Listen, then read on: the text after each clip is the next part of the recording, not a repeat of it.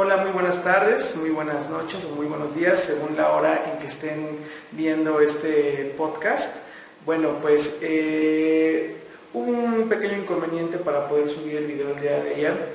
Sin embargo, bueno, no quiero que se elimine esa modalidad de estar subiendo un video para aclarar ciertas cuestiones y, claro, para mencionar acerca de lo que se vio en la semana, de lo que predominó como una duda con todas las personas integrantes del salón o del aula virtual. Y bueno, tampoco quiero dejar de decirles, bueno, de estimular ciertas cuestiones, ¿no? En cuanto a su desempeño, en cuanto a su colaboración, en cuanto a sus ganas o la ausencia de ciertas cuestiones que yo he visto. En lo particular, esta semana, ustedes lo habrán analizado, tiene muchos elementos en cuanto a los temas. Son temas que se tienen que abordar de manera muy transdisciplinaria o interdisciplinaria. Hay que leer no nada más lo que se establece dentro en el entorno del módulo, sino también lecturas externas. Yo les he estado recomendando ciertas lecturas u otra lectura en la cual ustedes puedan estar ahondando en ciertas cuestiones, ¿no? Que tal vez no se profundizan por el tiempo u otras cuestiones. Entonces, bueno, primeramente les agradezco mucho el que hayan enviado sus actividades, el que estén asistiendo frecuentemente al chat, y a las personas que no van al chat yo les recomiendo que sí puedan entrar, ¿no? Porque les va a servir muchísimo para aclarar ciertas dudas, les va a servir muchísimo para establecer un diálogo y también que entre sus compañeros se vayan conociendo y vayan intercambiando ideas. La idea del chat es precisamente esta, o sea, que se puedan intercambiar ideas y que las cuestiones que haya acerca de las dudas se puedan ir puliendo y se puedan ir resolviendo. Pero bueno, estuve viendo en lo particular una duda que surgió de la lectura de la semana 1, de las diapositivas que ustedes analizaron. Esta duda es muy común, y sobre todo es una duda que se ha dado no nada más en el aula, ¿no? Sino es un fenómeno que se ha establecido a nivel histórico, el saber y el entender qué es el crimen, qué es el delito. Particularmente yo en los trabajos que estuve analizando vi que la duda principal se configuró en esto, ¿no? En el crimen y en el delito.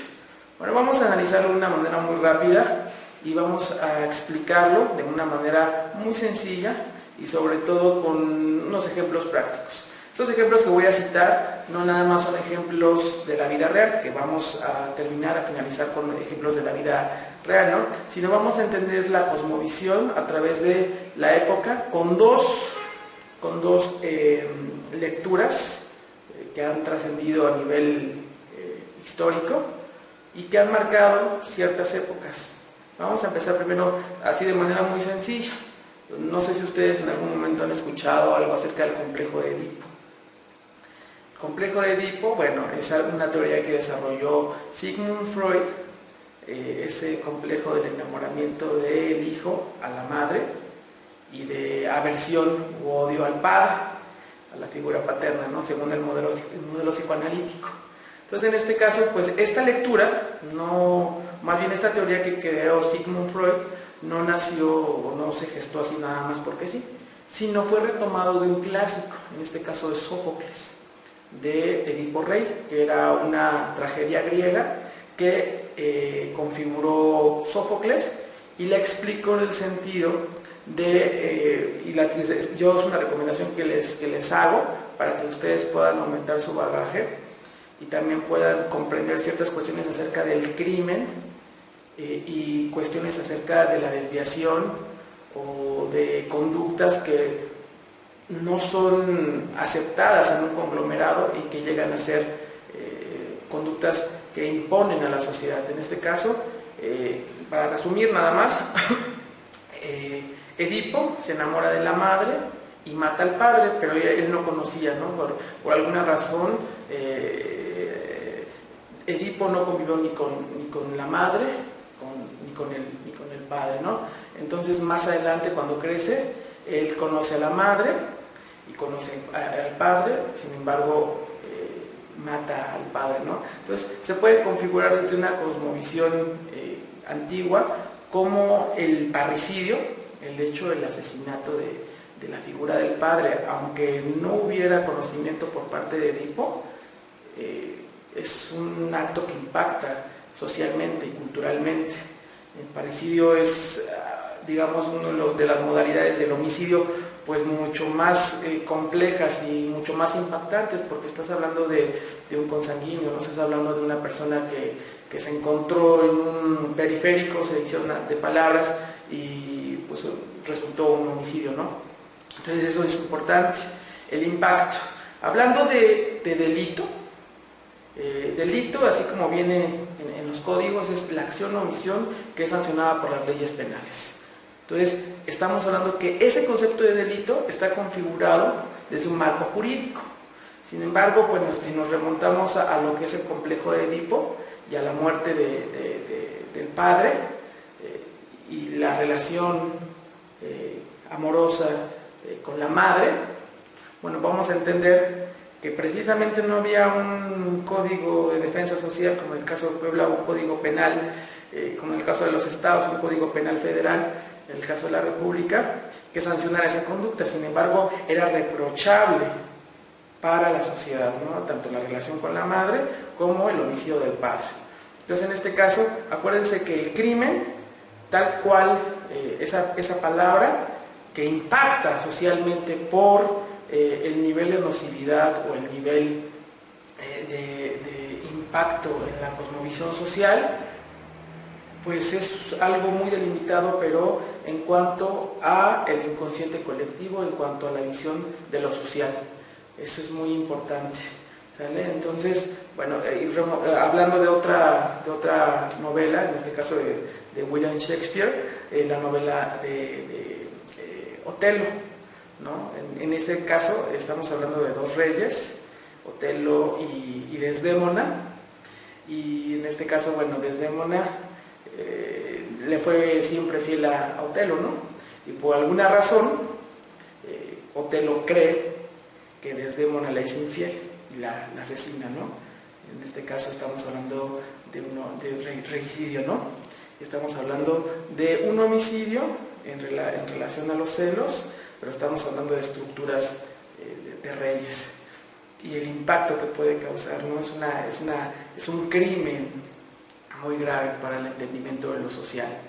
Pero, sin embargo, bueno, en esas épocas sí había ya ciertos códigos o ciertas sanciones para que cometiera alguna conducta que afectara el orden de lo social. Sin embargo, si nos pasamos a los griegos, bueno, sí había cierta regulación, pero estaba visto más que nada la venganza privada y la venganza divina, ¿no? Si yo transgredo alguna norma que se establece dentro de lo social, posiblemente algún dios, alguna deidad me va a castigar, pero no estaba estipulado así, tal cual, la tipificación de una conducta en un código penal. Si nos remontamos mucho más atrás, el código de Hammurabi sí tenía muy delimitado, muy marcadito, ¿no? Acerca de las conductas que podían ser impactantes para lo social y tendrían que ser, en este caso, resarcidas, y tenían que ser en este caso también castigadas severamente. Pero bueno, no en todas las culturas hay un código, no en todas las culturas hay un sistema en el cual esté muy bien delimitada la conducta que va a ser sancionada. Ahora bien, vámonos a un punto mucho más dentro del marco de la realidad de lo que vivimos. Si entendemos el delito como la acción o omisión, es decir, la acción, la conducta que se hace, o hay también omisión que provoca un delito, ¿no? Por ejemplo, si yo tengo alguna actividad estoy en una actividad que tengo la obligatoriedad de realizarla y yo la dejo de hacer y eso produce un delito o una acción que deriva de un delito, bueno, no nada más es la acción la que da como resultado un delito, sino también hay comisión por omisión, es decir, deriva una acción delictiva de algo que yo dejé de hacer. Eso es importante. Entonces, si hablamos otra vez de que delito es la acción o omisión que sancionan las leyes penales, vamos a establecer un concepto de lo jurídico, eso que quede claro. Sin embargo, imagínense ustedes, yo en el Cerezo que trabajaba, una señora que tenía trastorno afectivo bipolar mató a su hija, ¿no? O sea, pero chéquense cómo estuvo. No nada más fue homicidio en relación al parentesco, que eso así es el delito como se establece en el Código de Defensa Social, ¿no? Homicidio en relación del parentesco. Sin embargo, acá hay algo importante, lo cual impactó socialmente, porque pudo haber sido un descuido, ¿no? Si tú estás, por ejemplo, jugando con tu bebé y lo estás aventando hacia arriba, ¿no? Y se te cae, eso no es un crimen, evidentemente es un delito. Es un delito que está sancionado por las leyes penales, que está tipificada esa conducta. Sin embargo, no es un crimen, porque no hay una intencionalidad, no hay un dolo. Y es más, y aunque lo hubiera, no precisamente se va a derivar en un crimen. El crimen, acuérdense que es de percepción de lo social, del impacto de lo social. Entonces, eso es importante. Ahora, dentro de este cerezo estaba esta persona, pero ¿qué fue lo que pasó? ¿Cómo llegó al homicidio de su hija?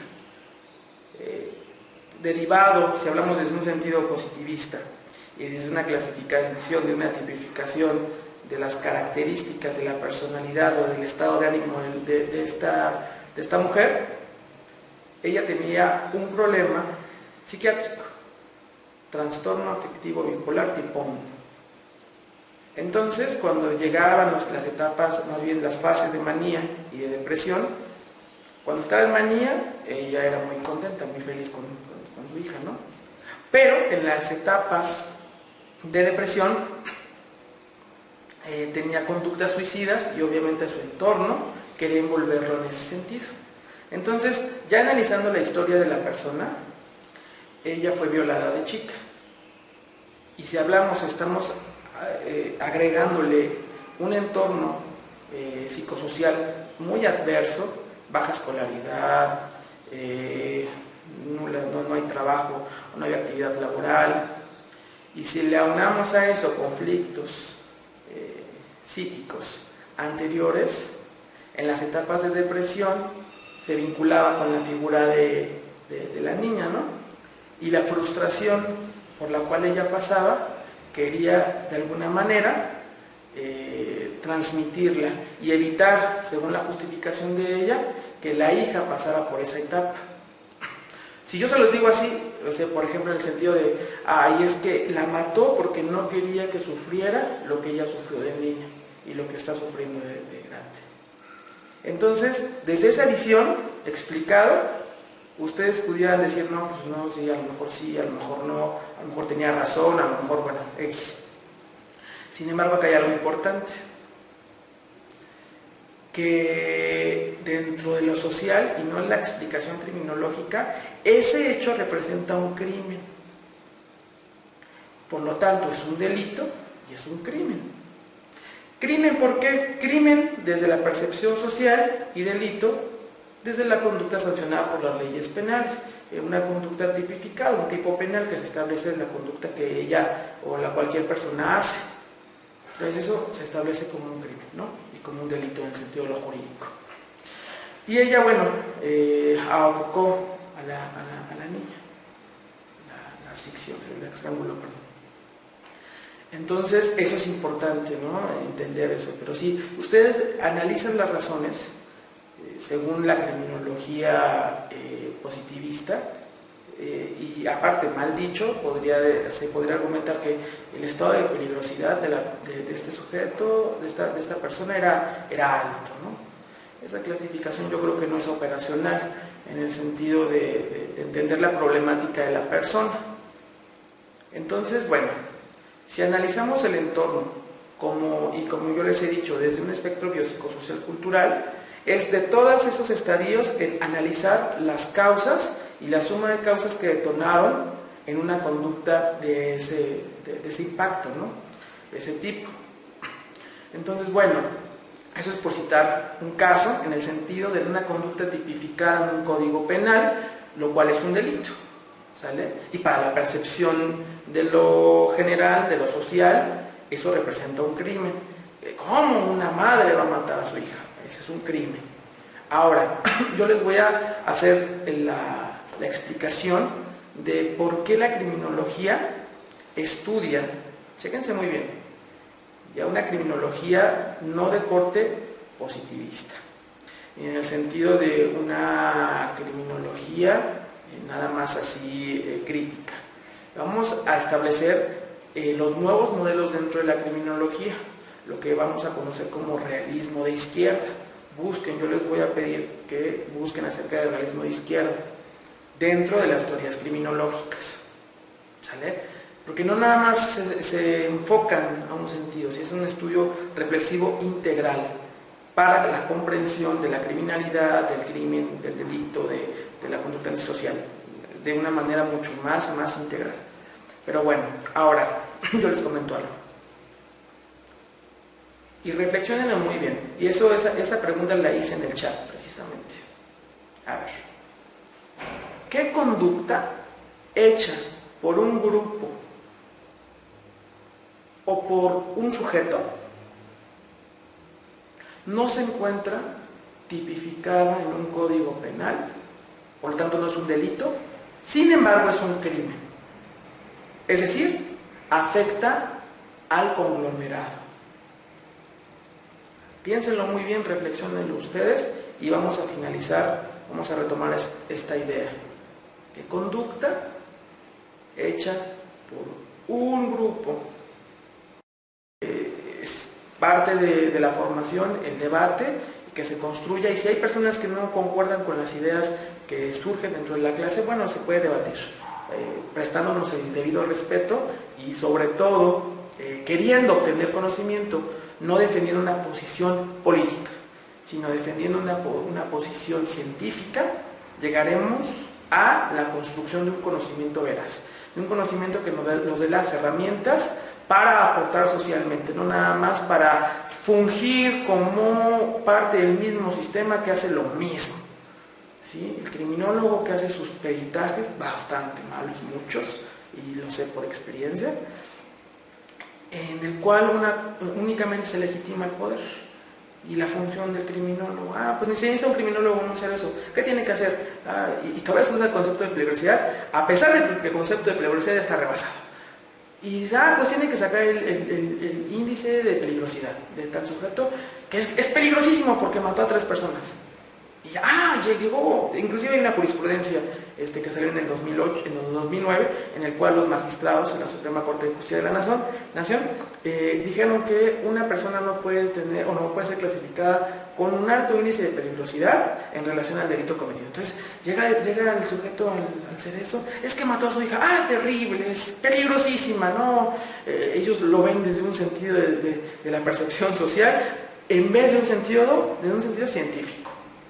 Error gravísimo que ocurre en nuestro sistema penitenciario, inclusive en el sistema de procuración y impartición de justicia. Si lo vemos, por ejemplo, en las áreas periciales, ¿no? Se hace las pruebas periciales, peritaje en psicología, peritaje en criminología, peritaje en victimología, basado en el supuesto. El supuesto no sirve. El supuesto únicamente parecería una pseudociencia.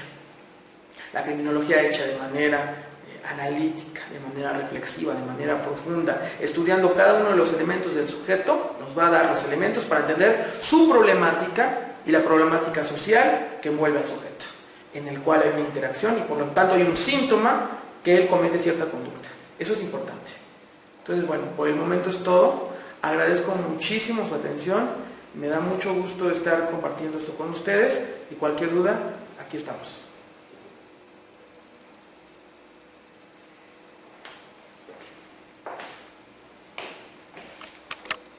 O por un individuo no se encuentra sancionado por las leyes penales, pero representa un crimen, es decir, afecta a un conglomerado, pero no hay una sanción para esta conducta.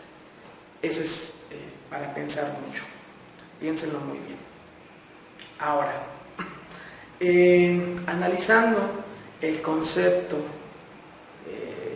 o los conceptos que yo les he dado acerca del delito y acerca del crimen y acerca de la criminología, ustedes habrán dado cuenta totalmente cómo hay conceptos que están estructurados desde una visión jurídica, ¿sí o no?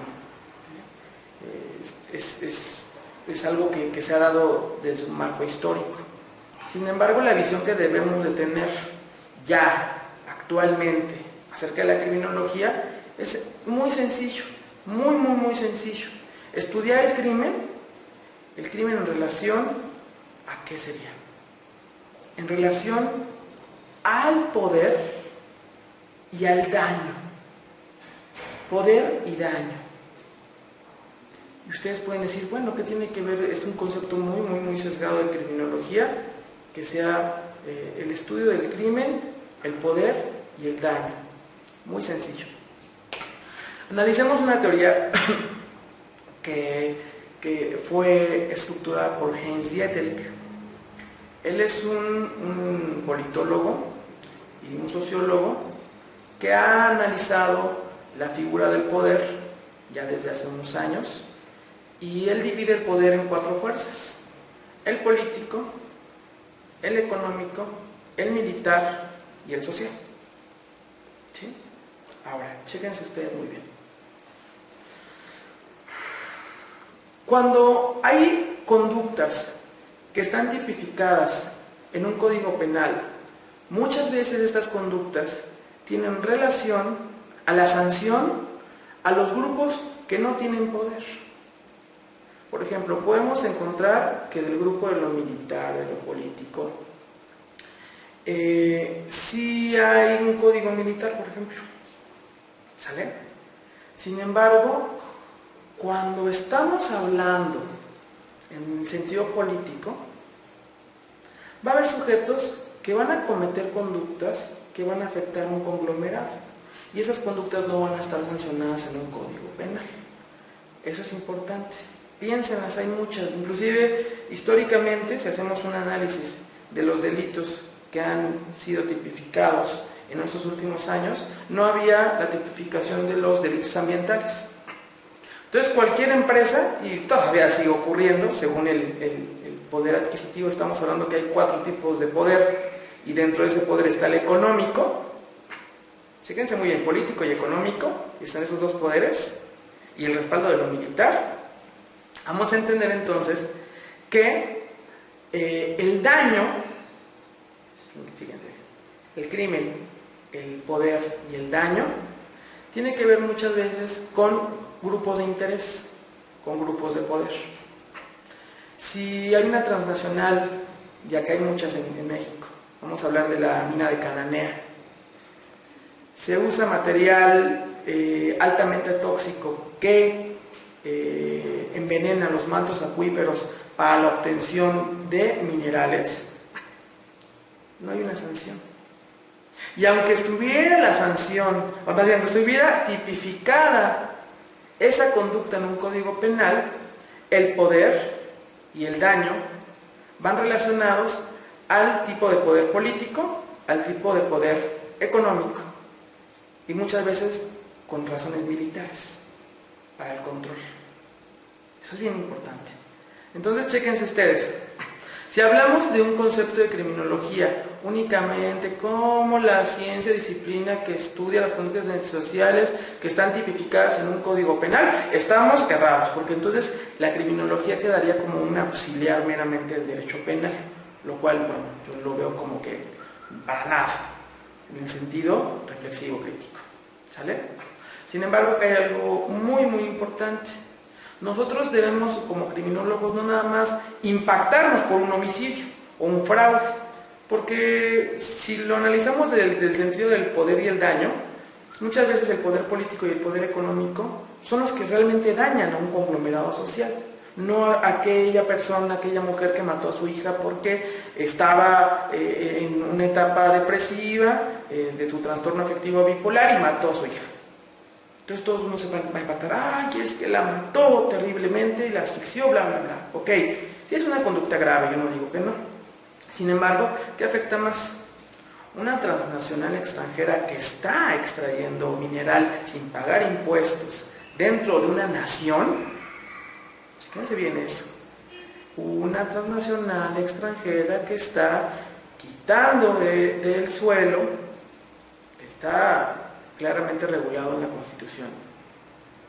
Y aparte de extraer el mineral, se lo llevan, y aparte de todo, contaminan el ecosistema, los mantos acuíferos, y aparte de todo, pagan sueldos de hambre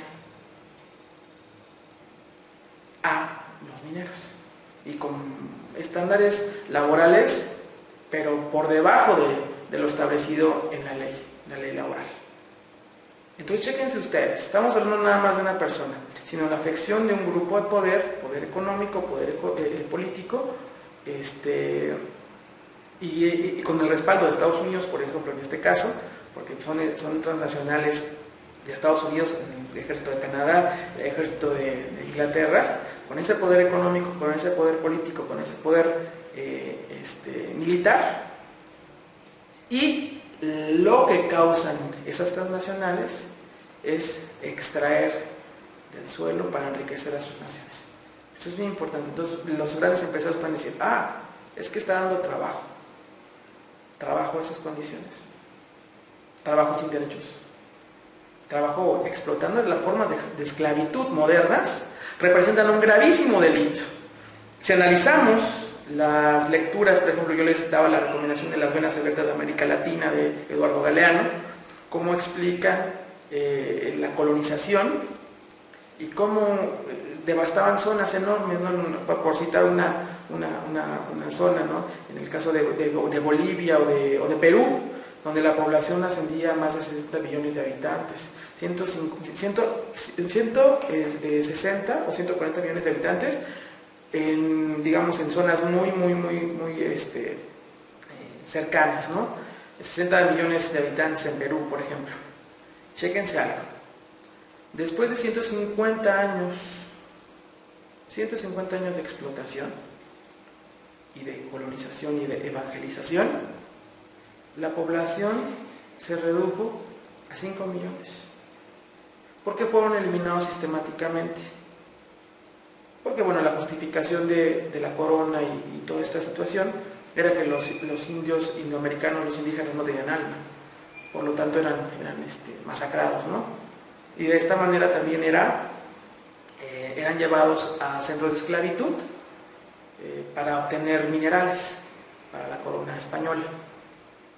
Chéquense esto. Entonces, si lo entendemos en un sentido moderno, hay tipos de esclavitud moderna. Vamos a entender que hay tipo de delitos, más bien tipo de crímenes, que tendrían que ser delitos, que no están sancionados en un código penal y van en relación, o son sancionados en relación al poder económico, al poder político, al poder militar, ¿sí? Según esta teoría de Heinz Dieterich. Entonces eso es muy importante, ¿no? ¿Qué impacta más? ¿Qué conductas son más graves? ¿Qué conductas causan más daño en el contexto? Yo podría entender ese tipo de esclavitud moderna como un crimen terrible. Ahora, basándonos a cuestiones internacionales, acuérdense que también sí hay un código penal internacional y vamos a encontrar, por ejemplo, los crímenes de lesa humanidad, ¿sí? Por ejemplo, el genocidio es un crimen de lesa humanidad. Y a lo largo de la historia ha ocurrido grandes genocidios, no nada más. Yo creo que muchos se asustan del Holocausto, inclusive es un delito en Alemania negar el Holocausto, por citar un ejemplo. Sin embargo, ya hablando de ese discurso, hablando de Palestina, vamos a entender que Palestina era un pueblo libre y soberano. Al momento de la Segunda Guerra Mundial, pues dijeron, ¿dónde ubicamos a los judíos? Pues los llevaron a Tierra Santa, ¿no? A lo que con ellos conocen como Tierra Santa. Entonces, chéquense algo, con el respaldo de las grandes naciones. Entonces, a lo largo de estos años, yo les pido que muchos de ustedes investiguen acerca de Palestina y vean, porque el poder político criminaliza la lucha de Palestina. Es decir, los hacen ver como terroristas, terribles terroristas, son unos malditos terroristas y etc., ¿no? Pero en Palestina la población cada vez se va reduciendo más y se va acotando más todas las cuestiones alimentarias, de educación y bla, bla, bla. Pero ¿por qué pasa esto? Porque son terroristas y se inmolan en los autobuses de Tel Aviv, por ejemplo, de Tel Aviv. Claro que no. Desde un estudio de la tipificación de una conducta social dentro de un código, podemos entender que el inmolarse dentro de un autobús, pues es grave, ¿no? Es claro que es grave, yo no lo justifico para nada. Sin embargo, ¿por qué vienen esas conductas? ¿De dónde surge? Porque son terroristas y así nacieron y tienen el gen terrorista, según el modelo positivista de que pudiera haber un gen terrorista, no un gen criminal. Esa es la burla que yo hago positivismo. Claro que no. Si entendemos el contexto de Palestina, hagan de cuenta que Palestina era una tierra independiente. Busquen la Franja de Gaza, por ejemplo. Y de repente, Palestina empieza a ser invadido por Israel. Que Israel tiene bombas atómicas. Es uno de los ejércitos, si no es que el ejército más preparado y con mayor tecnología de todo el mundo. Es un ejército bien hecho, bien estructurado, organizado, con armas nucleares, con la mejor tecnología e inclusive con tecnología prohibida en los tratados internacionales como las bombas racimo. Entonces de repente cuando el pueblo de Palestina dice, oye, ya déjanos de comer el territorio, porque van como termitas comiendo el territorio.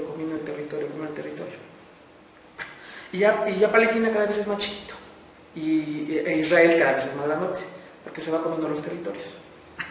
Entonces de repente dicen el pueblo palestino, oye, no nos dejas entrar ayuda internacional, entran barcos y los bombardeas, barcos internacionales, porque no dejas entrar ayuda asistencial, y justifica el poder económico, el poder político y el poder militar de Israel, diciendo, es que te llevaban armas esos barcos, cuando son de ONGs internacionales que llevan ayuda al pueblo palestino. Entonces, de repente, cuando el pueblo palestino dice, ya, basta, lanzan un ataque, alguien se inmola en un autobús o en la calle y mata a 3-4 personas, que es muy grave, yo lo sé. Sin embargo, la respuesta de Israel acerca de este gran crimen que cometen los palestinos porque están defendiendo su territorio, su soberanía, es enviar grupos militares extremadamente entrenados, tanques, aviones, misiles, contra población desarmada, contra población de niños, contra escuelas, contra hospitales. Y ahí la estadística es más o menos, por cada israelí muerto, hay 100 palestinos muertos. ¿Y quién condena esos crímenes? Porque en el sentido, si hablamos en un sentido criminológico tácito, ambos son graves crímenes y graves delitos, ¿no? El inmolarse en un avión y matar a personas dentro del camión. Pero vamos a hablar de poder daño. El poder político, el poder militar, el poder económico de Israel es enorme. Y el poder político, el poder militar y el poder económico de Palestina está mermado. Si ustedes ven los documentales, toda su infraestructura gubernamental está destruida. No hay escuelas, los hospitales son precarios, no hay comida, no hay agua, no hay luz. Y durante ya hace muchos años. Entonces, si hacemos el cotejo entre poder-daño, ¿qué realmente es un crimen y qué realmente es un delito? ¿Y por qué algunos no son sancionados?